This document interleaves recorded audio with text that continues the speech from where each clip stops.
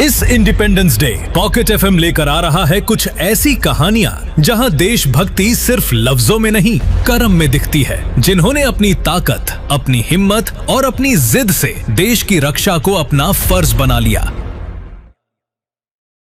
आज आप लोगों का सबसे बड़ा टेस्ट होगा।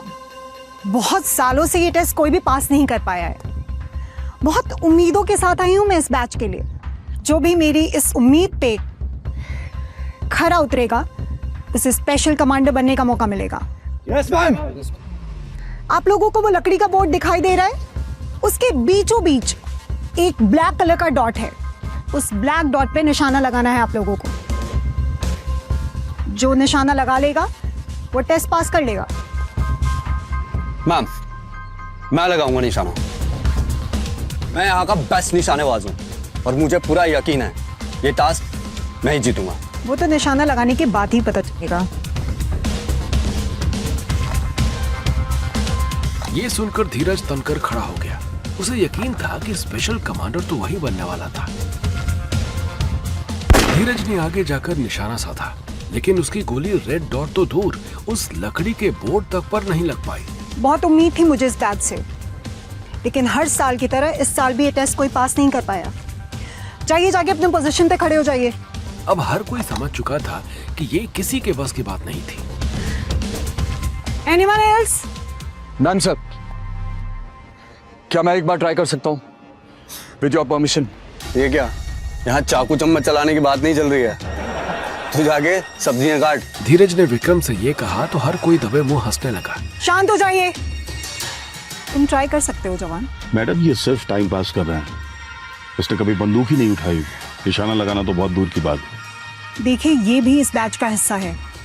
मुझे पता है ये कुछ नहीं कर पाएगा, पर इसको मौका देना मेरा फर्ज है। Thank you ma'am.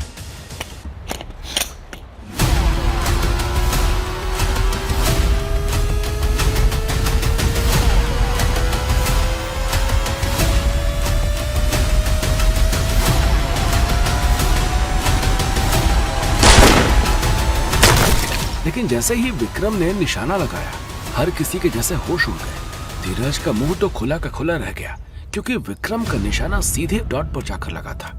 वहीं ये देखकर मेजर साक्षी और कमांडर के भी होश उड़ गए थे। ये बावर्ची ऐसे कैसे कर सकता है?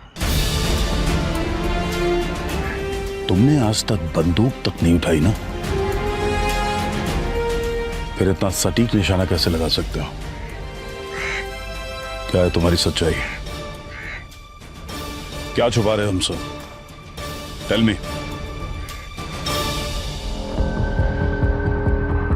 आर्मी हेडक्वार्टर्स में फौज के बड़े बड़े ऑफिसर्स भी द्वारा भेजी गई बच्चों की उस वीडियो क्लिप को देख ही रहे थे। 1 घंटे का समय है, बस 1 घंटे का समय है। अगर इस 1 घंटे में मेरे साथी उनको ले जाने के लिए एक हेलीकॉप्टर और 1000 करोड़ रुपए। दरअसल उन्हें आर्मी स्कूल के बच्चों की उस वैन को किडनैप कर लिया था, जिसमें बड़े बड़े ऑफिसर्स के बच्चे थे। जनरल बख्शी की पोती भी उस वैन में मौजूद थी। इसीलिए बच्चों को बचाने के लिए उन्होंने इंडिया के सबसे बेस्ट यूनिट से कमांडोज को बुलाया। करिश्मा, इस ऑपरेशन का चार्ज मैं तुम्हें देता हूँ। Yes sir. धीरज, आखिर विक्रम भी तो एक फौजी ही है ना? तो ये लो पिस्टल, तो चलवा के दिखा दो गोली अपने जवान से।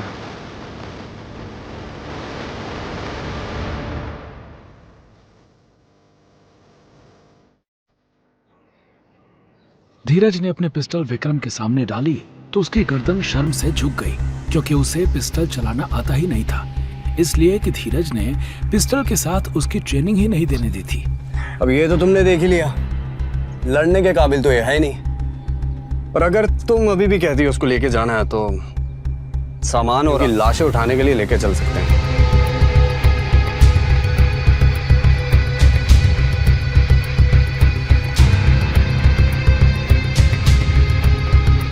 और फिर बेस्ट कमांडो की टीम में हेल्पर के लिए विक्रम को शामिल कर लिया गया।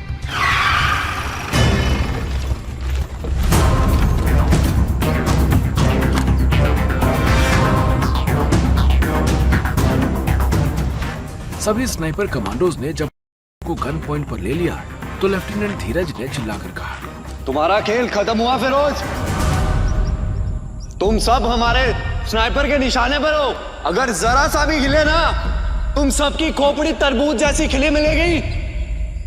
बच रहा है तो सरेंडर कर दो। भाई रुक जाओ, मैंने इस रास्ते पर बॉम्ब लगा रखा है और इस बस में भी। अगर किसी ने एक कदम आगे बढ़ाया ना, इसको दबाऊंगा, ब्लास्ट हो जाएगा। पीछे रहो। इतना सुनते ही धीरज और बाकी कमांडोज के पैरों तले जमीन खिसक गई। Yes sir, I am on it. जी सर। शो मी।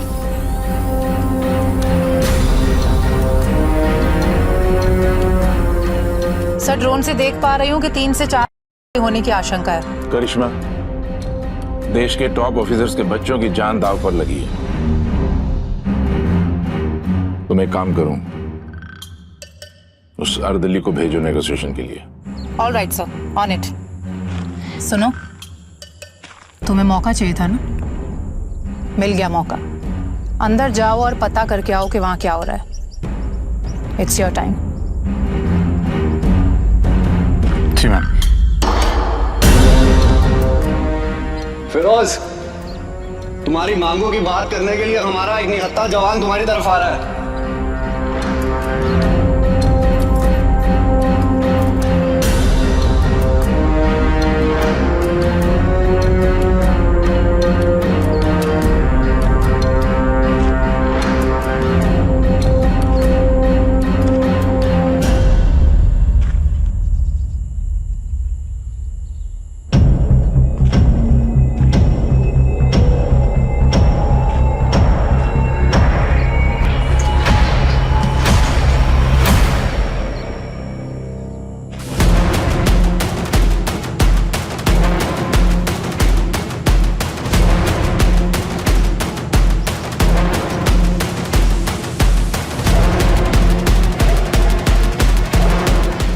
और उस खूंखार आतंकी फिरोज ने जैसे ही विक्रम का चेहरा देखा तो उसके पैर कपकपाने लगे।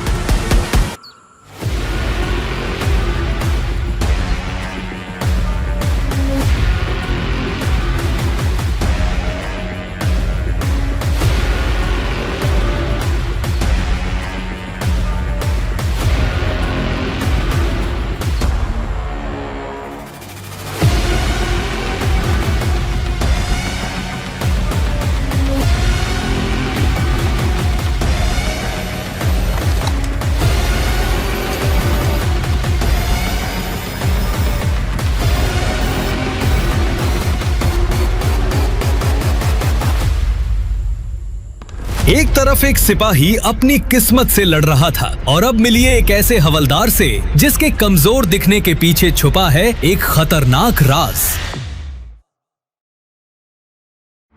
500 लोगों की जान खतरे में है। तुम 2 टके के हवलदार हो, तुम कुछ भी नहीं कर सकते। कबीर एक मामूली सा हवलदार था जिसकी नई नई पोस्टिंग दिल्ली क्राइम ब्रांच में हुई थी। पहले ही दिन दिल्ली शहर में सबसे बड़ा क्राइम हो गया था। देखो, मुझे वहाँ लेकर चलो, शायद मैं मदद कर सकता हूँ। तू क्या मदद कर सकता है? अपनी बॉडी देखिए, मच्छर से भी कमजोर है तू। गुंडों ने एक हाथ मार दिया तो सारी हड्डियां टूट जाएंगी। निखिल ने कबीर को एक जोर का धक्का दिया और वो जमीन पर गिर पड़ा। एक हल्के से धक्के में तू जमीन पर गिर गया और तू वहाँ इतने सारे गुंडों का सामना करेगा। जैसे ही वो क्राइम स्पॉट पर पहुँचे, मेरी बेटी को कुछ हो गया तो मैं खुद को कभी माफ नहीं कर पाऊंगा। और तभी 2 गुंडे बाहर आए जिनके हाथों में बड़ी बड़ी बंदूकें थी। हमारे बॉस का ऑर्डर है कि 5 मिनट के अंदर 500 करोड़ पहुंच जाने चाहिए, वरना सबसे पहली गोली चलेगी नहीं। कमिश्नर की बेटी पे आपके आगे हाथ जोड़ता हूं। कमिश्नर सर, कोई जरूरत नहीं है इन मामूली गुंडों के आगे हाथ जोड़ने की। कबीर की बात सुनकर गुंडों को और भी गुस्सा आ गया और उन्होंने एक जोर की लात कबीर को मारी। अगर दोबारा मुंह खोला तो सच में कमिश्नर की बेटी को गोली मार देंगे। नहीं नहीं, तुम ऐसा मत करना, मैं 500 करोड़ का बंदोबस्त करता हूँ। मगर सर। ओ कौड़ी के हवलदार, तेरी जुबान तेरी औकात से ज्यादा चल रही है। एक बार ये मुसीबत खत्म होने दे, तुझे मैं जूटी मार मार के सस्पेंड करूंगा। उसने अपनी जेब से एक लॉकेट निकाला और गुंडों को देते हुए कहा, एक बार अपने बॉस को बस ये लॉकेट दिखा दो। गुंडे जैसे ही अपने बॉस के पास गए और उन्होंने उसे वो लॉकेट दिखाया, गुंडों का बॉस कांपने लगा। ये कहाँ से आया तुम्हारे पास? ये लॉकेट तो सिर्फ एक ही आदमी के पास है, और अगर वो यहाँ आ गया तो हम सब कहीं के नहीं रहेंगे। मगर बॉस, वो तो बाहर ही खड़ा है और हमने उसे एक लात भी मारी। वो तो बहुत ही कमजोर है। अरे बेवकूफों, तुमने ये क्या कर दिया? अब हम सब बर्बाद हो जाएंगे। कबीर भाई कोई मामूली आदमी नहीं है, वो आग है जिसे हाथ लगाने से हर कोई जल जाता है। अब हमको कबीर भाई से कोई नहीं बचा सकता। आखिर ऐसा क्या राज छिपा था उस लॉकेट में? क्यों एक मामूली से हवलदार का नाम सुनकर कांपने लगा था उन गुंडों का बॉस? कबीर की सच्चाई जानकर उड़ जाएंगे आपके भी होश। मिलिट्री हॉस्पिटल के इमरजेंसी रूम में वहाँ के 5 बेहतरीन डॉक्टर्स एक जवान को बचाने में लगे हुए थे। उस जवान का पूरा शरीर सुइयों से भरा हुआ था और वो खून से सना हुआ था। कंप्यूटर पर तो वो जवान जिंदा दिखाई दे रहा था, लेकिन देखने में ऐसा लग रहा था जैसे उसकी आंखों से जान चली गई हो। 2 घंटे के लंबे इंतजार के बाद आखिरकार ऑपरेशन थिएटर का गेट खुला। क्या वो ठीक है? हाँ, हमने उसे बचा लिया, लेकिन उन फौजियों के टीम इंस्ट्रक्टर को लगा कि बात कुछ और है। वो पूरी तरह से ठीक तो हो जाएगा ना? उसके शरीर की चोटों की तो ज्यादा दिक्कत नहीं है, लेकिन जो केमिकल उसको लड़ाई के टाइम पर दिया गया था वो खतरनाक है, और ऐसा हमने पहली बार देखा है। ये डिफेक्टिव केमिकल कैटेगरी में आती है। इसको बचाने में जो देरी हुई है उसकी वजह से ये केमिकल उसके ब्लड में मिल गया है। डॉक्टर की बात सुनकर दोनों फौजी सुन्न पड़ गए। क्या इसका असर उसकी ताकत और परफॉर्मेंस पर पड़ेगा? इसका असर घातक भी हो सकता है। देश के ऐसे जाबाज के साथ इस तरह की घटना होना वाकई हैरान करता है, डॉक्टर ने निराश होकर कहा। दोनों फौजियों के चेहरे पर 12 बजे हुए थे। तभी एक फौजी ने अपना आपा खो दिया और जोर से दीवार पर अपना हाथ दे मारा।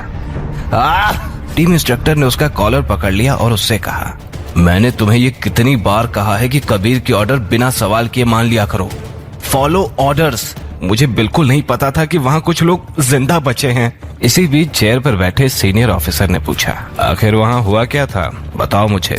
कबीर ने हमें वापस लौटने को कहा, और जब विशाल वहाँ से कुछ लेने गया तो तभी एक साइंटिस्ट वहाँ उस केमिकल का इंजेक्शन लेकर विशाल पर अटैक करने लगा। कबीर विशाल को बचाने गए और वो केमिकल का इंजेक्शन उनको लग गया। इस गिल्ट के साथ कैसे रह पाओगे तुम? मैं बस कबीर को ठीक देखना चाहता हूँ। विशाल को सिर्फ कबीर की चिंता थी।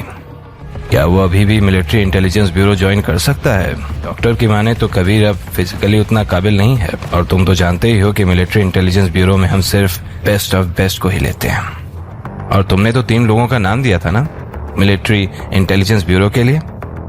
उनमें से 2 मिशन पास कर चुके हैं, तो उनका मिलिट्री इंटेलिजेंस ब्यूरो में जाना तय है। टीम इंस्ट्रक्टर सीनियर ऑफिसर की बात से खास खुश नहीं था। उसी वक्त विशाल इनकी सारी बातें सुन रहा था। वो रो पड़ा। दूसरा फौजी भी इस बात को समझ गया था। वो कबीर को कंबल उठाते हुए उसी के बगल में बैठ गया। उसके पास कहने को कुछ था ही नहीं।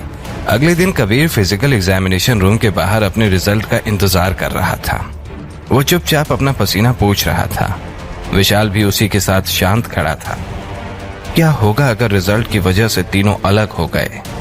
इन 3 लोगों की टोली आर्मी की ज्वाइनिंग के पहले दिन से ही थी। अगर कबीर चला गया तो कुछ भी पहले जैसा नहीं होगा। रिजल्ट अच्छे नहीं हैं। सुनना चाहोगे? जरूर सर। उसकी आवाज में कॉन्फिडेंस साफ झलक रहा था। तुम्हारी पावर, स्पीड, ताकत, हर चीज में बहुत बड़ी गिरावट है। कबीर सबसे बेस्ट सोल्जर्स में से एक था, और अब उसकी ताकत और तेजी दोनों ही किसी आम आदमी जितनी ही हो गई थी। कबीर के अंदर का फौजी टूटकर भी जिंदा रहा। अब बारी है विक्रम की, जिसे दुनिया कम समझती है, पर किस्मत कुछ और लिख चुकी है। तुम फौजी के नाम पे कलंक हो। पता नहीं किसकी सिफारिश से यहाँ तक पहुँच गए हो। आखिर आप हैं कौन? आपको यहाँ कमांडर नहीं हो सकती। विक्रम ने तभी कहा कि वो अभी करिश्मा की तरह बनना चाहता है। उसका सपना था कि वो एक कमांडर बने। विक्रम की इस बात पे करिश्मा ने कहा कि बस एक दुश्मन को मार के वो खुद को हीरो ना समझे। उसके जैसे लोग तो स्पेशल कमांडर्स के जूते साफ रखते हैं। विक्रम ने फिर भी खुद को साबित करने का एक मौका मांगा। करिश्मा मौका देने को राजी तो हो गई, मगर उसने एक शर्त रखी। जब करिश्मा ने विक्रम को अपनी शर्त बताई तो विक्रम के जैसे होश उड़ गए। लेकिन ये कैसे हो सकता है? उसके बाद करिश्मा और विक्रम पास की चौकी में पहुंचे और विक्रम ने अपनी रिपोर्ट तैयार की। लेकिन कुछ ही देर में उस चौकी में कुछ ऐसा हुआ कि हर किसी की आंखें बाहर निकल आई। इस साधारण सी चौकी में ये स्पेशल हेलीकॉप्टर क्यों आया है सर? ये स्पेशल हेलीकॉप्टर फौज की बहुत बड़ी ऑफिसर करिश्मा को लेने आया है। वेल डन ऑफिसर करिश्मा। ये सब देखकर विक्रम के साथ वहां मौजूद हर शख्स का मुंह खुला का खुला रह गया था। सब समझ चुके थे कि करिश्मा जरूर बहुत बड़ी ऑफिसर थी। वही मेजर बख्शी के साथ करिश्मा के जाने के बाद उस चौकी का सीनियर विक्रम से बोला कि वो अपना सामान बांध ले, क्योंकि उसने बिना ऑर्डर्स जंगल में जाकर डिसिप्लिन को तोड़ा है। उसे रस्टिकेट किया जाएगा। विक्रम ने सफाई दी कि वो बस अपने साथियों की मौत का बदला लेना चाहता था। कमांडर विक्रम की इस बात पे भड़क गया। बदला? और तुम? अरे गन चलाना नहीं आता लेकिन शर्म तो आती होगी।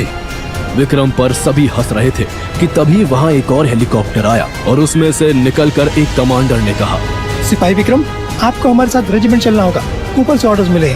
ये सुनकर हर कोई हैरान था। वही विक्रम उस हेलीकॉप्टर में बैठकर रेजिमेंट की तरफ चला गया। वो नहीं जानता था कि आगे उसकी जिंदगी एक बहुत बड़ा मोड़ लेने वाली थी। इस रेजिमेंट में तुम्हारा स्वागत है विक्रम। यहाँ तुम्हें ट्रेनिंग के सारे पड़ाव पूरे करने होंगे। करिश्मा के कहने पर तुम्हें यहाँ ट्रेनिंग करने का मौका मिल रहा है। अगर यहाँ तुम खुद को साबित कर पाए तो आगे तुम्हें स्पेशल कमांडो की ट्रेनिंग दी जाएगी और उसके भी कई पड़ाव पार करने होंगे। मैं कुछ समझा नहीं सर। सर, तुम्हारा इम्तिहान आज से और अभी से शुरू होता है। करिश्मा के कहने पर जनरल बख्शी ने विक्रम को एक मौका दिया था ताकि वो खुद को साबित कर सके और आगे स्पेशल कमांडो की ट्रेनिंग ले सके। लेकिन इन सब के लिए विक्रम को कई पड़ाव पार करने होंगे। विक्रम ने जनरल बख्शी को सल्यूट किया और कहा कि वो तैयार है। जनरल ने विक्रम को बताया कि उसका इम्तिहान आज और अभी से शुरू होता है। मेजर बख्शी तो ये कहकर वहां से चले गए, लेकिन विक्रम के साथ ट्रेनिंग ग्राउंड पर जो हुआ उसने सबके होश उड़ा कर रख दिए। ओह, तो तुम यहाँ मेरे जवानों के साथ ट्रेनिंग लोगे? सर, मैं भी इन सभी जवानों की तरह ट्रेन होना चाहता हूँ और आगे स्पेशल कमांडर बनने के लिए जाना चाहता हूँ। क्या स्पेशल कमांडर? अबे यहाँ का सिर्फ बेस्ट कैंडिडेट वहाँ के लिए सिलेक्ट होता है और तुम्हारी औकात उतनी नहीं है। सर, ये आप क्या कह रहे हैं? कमांडर ने कहा कि उसे पता चल गया है कि विक्रम को गन तक चलानी नहीं आती। वो बस सिफारिश के दम पर यहाँ तक आया है। Shut up! अब से तुम यहाँ सिर्फ बावर्ची का काम करोगे, समझे? विक्रम के पास अपने सीनियर का ऑर्डर मानने के अलावा कोई चारा नहीं था। विक्रम के साथी हमेशा उसका मजाक उड़ाते। अरे हमारे कमांडर को तो देखो, आलू छील रहा है बेचारा। विक्रम चुपचाप हर किसी के ताने सुनता। उसे ट्रेनिंग करना तो दूर, ट्रेनिंग ग्राउंड पर भी जाने की इजाजत नहीं थी। तभी एक दिन उसके कानों में एक जानी पहचानी आवाज आई। यही है तेरी औकात, समझा? अभी तो बस बावर्ची बना है, धीरे धीरे यह तुझे सबका नौकर बनाकर छोड़ूंगा। विक्रम ने अपना चेहरा उठाकर देखा तो सामने उसका पुराना दुश्मन धीरज खड़ा था। दरअसल धीरज के पिता आर्मी में बड़ी रैंक रखते थे, जिसका फायदा उठाकर वो हर किसी पर दादागिरी करता था।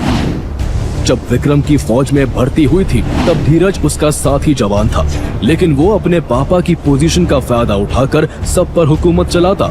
एक दिन उसने विक्रम से अपने जूते साफ करने को कहा, लेकिन विक्रम के मना करने पर न सिर्फ उसने विक्रम को मारने की कोशिश की, बल्कि अपने पापा से कहकर उसकी पोस्टिंग बिना ट्रेनिंग किए जंगल की एक चौकी पर करवा दी थी। पिछली बार तो तुमने मुझे ट्रेनिंग लेने नहीं दी थी, लेकिन इस बार मैं स्पेशल कमांडर बनकर रहूंगा, समझे? अबे, कमांडर की स्पेलिंग भी आती है तुझे? और दुश्मनों के सामने क्या धनिया काटेगा तू? इसी तरह दिन बीत गए और विक्रम सिर्फ वहाँ का बावर्ची बनकर रह गया। एक सुबह वहाँ के कमांडर ने ऑर्डर दिया कि आज एक बड़े ऑफिसर उनके ट्रेनिंग कैंप में ट्रेनिंग देने आने वाले हैं, तो खाना अच्छा बनना चाहिए। विक्रम ने सल्यूट मारकर यस कहा और खाना बनाने की तैयारी में जुट गया। वही ट्रेनिंग ग्राउंड में सभी कैडेट्स के सामने एक लेडी ऑफिसर खड़ी थी। मैं मेजर साक्षी हूँ और यहाँ तुम लोगों का सबसे बड़ा टेस्ट होगा। Are you ready cadets? ये थे वो वीर जिन्होंने अपनी पूरी ताकत, हिम्मत और जज्बे से देश के लिए लड़ना चुना। इनकी ऐसी ही और बहादुरी की पूरी कहानियां सुनने के लिए डिस्क्रिप्शन में दिए गए लिंक पर क्लिक करके डाउनलोड कीजिए पॉकेट FM ऐप।